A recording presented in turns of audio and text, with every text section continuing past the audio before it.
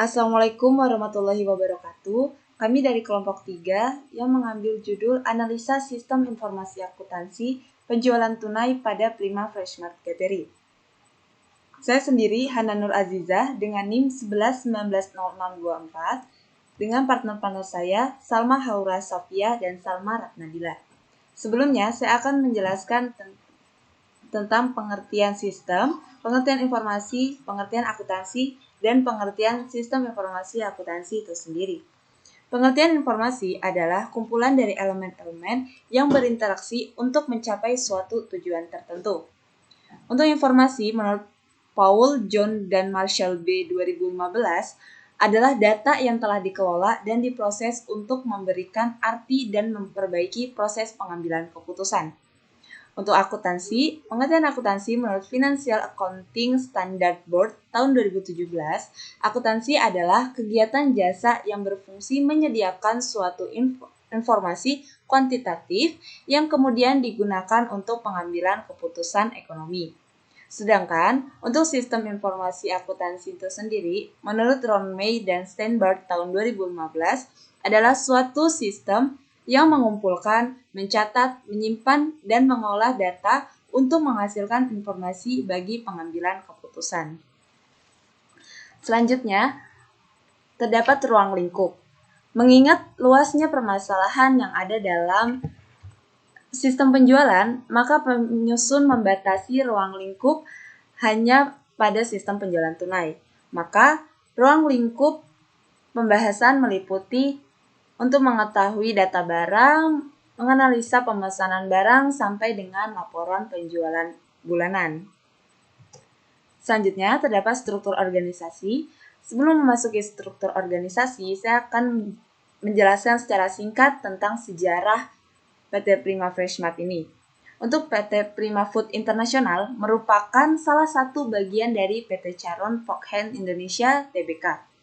PT Prima Food International atau biasa yang kita kenal adalah PT Prima Freshmart ini merupakan perusahaan yang memproduksi produk makanan beku atau frozen food yang didirikan pada tahun 2000 dan berpusat di Jakarta, Indonesia.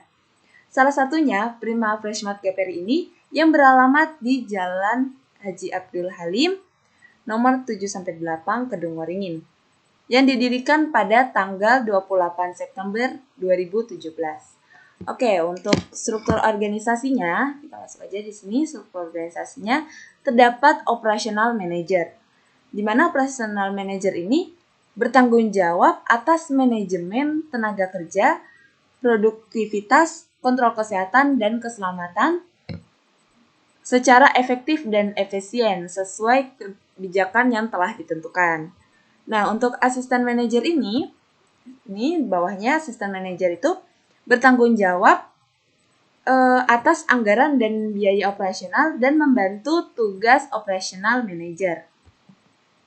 Yang ketiga terdapat area koordinator. Nah, area koordinator ini bertanggung jawab terhadap pekerjaan yang sudah diberikan kepada operational manager untuk mengawasi bagian store leader, food advisor, dan canvasser. Nah, area koordinator ini kemarin juga menjadi narasumber dalam riset kami. Di bawahnya area koordinator ini terdapat store leader. Store leader ini bertanggung jawab atas kondisi di dalam gerai atau toko dan memastikan bahwa konsumen puas dengan produk maupun dengan pelayanan yang diberikan. Setelah store leader ini terdapat food advisor dan canvasser. Untuk food advisor itu bertanggung jawab atas ketersediaan barang di toko, penjualan di toko, kerapihan dan kebersihan di gerai atau toko. Yang terakhir adalah canvasser. Canvasser itu bertanggung jawab atas pengiriman pesanan konsumen dan melakukan penyetoran uang hasil penjualan. Nah, selanjutnya terdapat proses bisnis sistem berjalan. Proses bisnis sistem berjalan ini dimulai pada saat pelanggan datang pada gerai atau toko dan memilih barang sesuai yang mereka inginkan. Nah, ketika mereka datang pada gerai, selanjutnya mereka mencari barang yang mereka inginkan. Setelah itu mereka bayarlah ke kasir. Setelah mereka bayar ke kasir ini menerima barang tersebut dan men-scan kode barcode, atau biasa itu dia menginput barangnya pada sistem yang biasa disebut dengan retail POS atau retail purchase of sale itu, dan untuk dihitung total harga yang harus dibayar oleh pembeli. Ketika pembeli sudah memberikan uangnya, maka kasir akan memberikan struk pembeliannya. Saya Salma Rosapia. Di sini saya akan menjelaskan tentang diagram activity sistem berjalan. Yang pertama itu ada use case. Dimulai dari pembeli datang lalu melakukan transaksi ke kasir, lalu kasir melakukan login, kemudian menginput data dan melakukan laporan penjualan harian. Kasir dan area koordinator sama-sama mempunyai tugas yaitu login dan melakukan laporan penjualan harian. Adapun terdapat beberapa simbol yang digunakan pada use case diagram. Yang pertama itu ada use case. Fungsionalitas yang disediakan sistem sebagai unit-unit yang saling bertukar pesan antar unit atau aktor. Yang kedua ada aktor, orang, proses, atau sistem lain yang berinteraksi dengan sistem informasi yang akan dibuat di luar sistem informasi itu sendiri. Yang ketiga ada association, komunikasi antara aktor dan use case yang berpartisipasi pada use case atau use case memiliki interaksi dengan aktor. Yang keempat ada extend, relasi use case tambahan ke sebuah use case yang ditambahkan dapat berdiri sendiri walau tanpa use case tambahan itu. Kelima ada include, relasi use case di mana proses bersangkutan akan dilanjutkan ke proses yang dituju. Yang keenam ada generalization, di mana fungsi yang satu adalah fungsi yang umum dari yang lainnya. Nah, yang kedua ada activity diagram. Dimulai dari membuka software, lalu memasukkan username kasirnya, terus melakukan validasi login.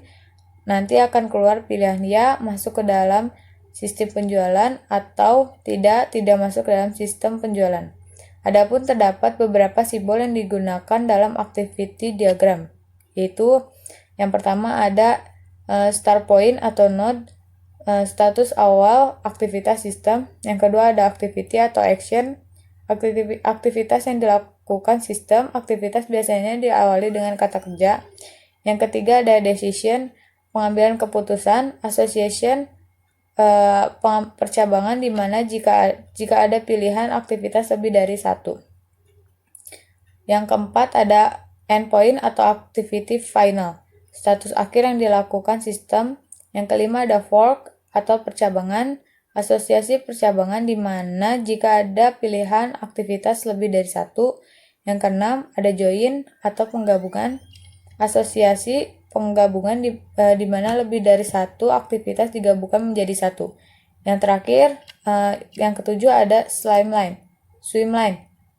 memisahkan organisasi bisnis yang bertanggung jawab terhadap aktivitas yang terjadi atau sebuah cara untuk mengelompokkan aktiviti berdasarkan aktor.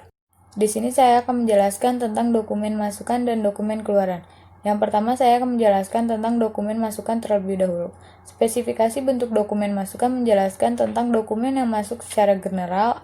Adapun spesifikasi dari bentuk dokumen masukan yang terjadi pada sistem penjualan tunai pada PT Prima Freshmart. Nah, yang antara lainnya ada PO atau Purchase Order. Fungsinya merinci daftar produk dari PT Prima Freshmart. Sumbernya itu dari bagian gudang, medianya itu adalah kertas, jumlahnya itu ada 3 lembar. Frekuensinya itu 2 hari sekali. Untuk dokumen keluarannya itu, spesifikasi bentuk dokumen keluaran menjelaskan tentang dokumen keluaran secara general. Adapun bentuk spesifikasi dari bentuk dokumen keluaran yang terjadi pada PT Prima Freshmart Gaperi seperti laporan penjualan bulanan, fungsinya mengetahui produktivitas, sumbernya dari bagian kasir, medianya adalah kertas, jumlahnya itu ada 1 lembar, frekuensinya setiap akhir bulan. Adapun permasalahan-masalahnya, yang pertama itu ada pada software retail POS belum terdapat fitur untuk membuat laporan secara otomatis. Laporan seperti laporan penjualan bulan, penjualan harian, laporan pembelian, dan sebagainya masih dilakukan secara manual menggunakan Microsoft Excel. Yang kedua, penyimpanan dokumen-dokumen penting seperti dokumen PO, TO yang masih belum tertata rapi walau dalam pengelolaan data dari dokumen tersebut sudah menggunakan komputer.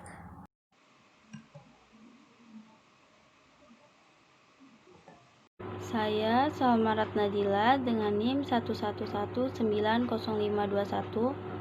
Di sini saya akan menjelaskan alternatif pemecahan masalah pada PT Prima Freshmart GPRI.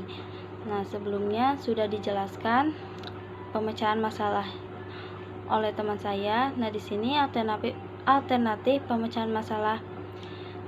Di sini kita dapat menambahkan fitur untuk membuat laporan secara otomatis, karena agar mengurangi kesalahan penginputan pada laporan.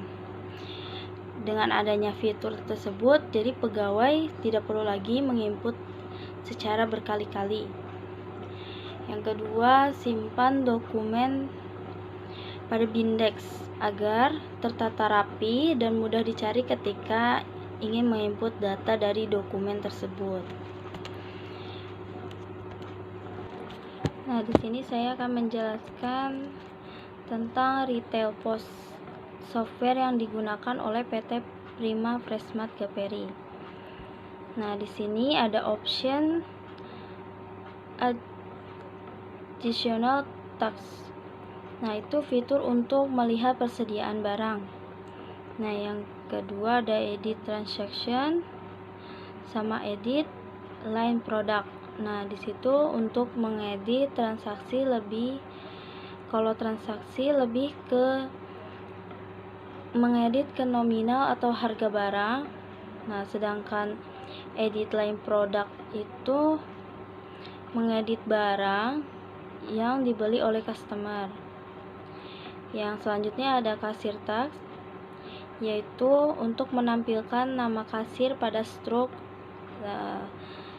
Misal ada kasirnya berganti, ini diubahnya di kasir task.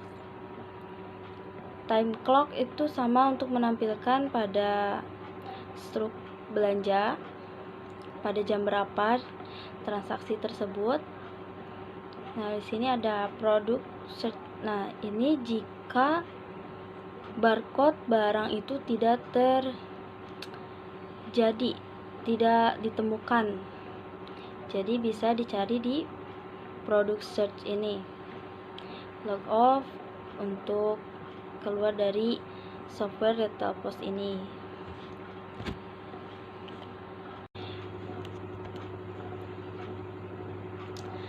Dan selanjutnya ada kesimpulan dan saran. Kesimpulannya yaitu sistem informasi akuntansi pada PT Prima Freshmart GPRI sudah termasuk gerai yang terkomputerisasi. Kenapa dikatakan gerai yang sudah terkomputerisasi? Ya, adalah perusahaan tersebut mengolah data mulai dari input, proses, dan output menggunakan sistem. Nah, sistem yang digunakan Freshmart GPRI ini yaitu Retail POS. Retail POS itu termasuk software yang mendukung untuk menggunakan transaksi dengan efisien. Nah, tetapi pada gerai GPRI ini, pada software tersebut belum terdapat fitur pembuatan laporan secara otomatis. Nah, dia tuh masih menggunakan Microsoft Excel untuk membuat laporan harian. Yang ketiga ada dokumen yang berkaitan dengan sistem informasi akuntansi penjualan tunai pada PT Prima Freshmart GPRI, yaitu ada transfer order atau yang disebut TO. Yang kedua ada purchase order atau yang disebut PO, dan laporan penjualan dan struk pembelian. Nah, sarannya di sini sebaiknya sistem atau software kedepannya bisa dilengkapi dengan fitur pembuatan laporan, baik laporan penjualan harian, bulanan, dan sebagainya, agar lebih mudah dalam pendataan dan meminimalisir kesalahan penginputan kembali. Karena semakin pengembangan teknologi yang akan datang pasti akan terus meningkat. Jadi kita harus menyeimbangkan sistem informasi akuntansi pada teknologi yang akan datang. Di sini daftar pustaka, kita mencari referensi-referensi materi dari modul mata kuliah Sistem Informasi Akuntansi semester 3 dari web repository bsi.ac.id. Satu lagi dari web epris.uny.ac.id. Terima kasih kami ucapkan kepada Rektor Universitas Bina Sarana Informatika, yang kedua Wakil Rektor 1 Bidang Akademik Universitas Bina Sarana Informatika, ketiga Ketua Program Studi Sistem Informasi Akuntansi, dan Ibu Siti Masripa MKom sebagai dosen pengampu mata kuliah Sistem Informasi Akuntansi yang telah memberikan bimbingan dan arahan bagi kami. Serta tak lupa juga teman-teman semua dan orang tua kami yang selalu memberikan dukungan dan doa. Terima kasih. Sekian dari saya dan teman-teman saya. Mohon maaf jika ada kekurangan kata dan tutur kata kami yang kurang berkenan. Mohon dimaafkan. Terima kasih. Wassalamualaikum warahmatullahi wabarakatuh.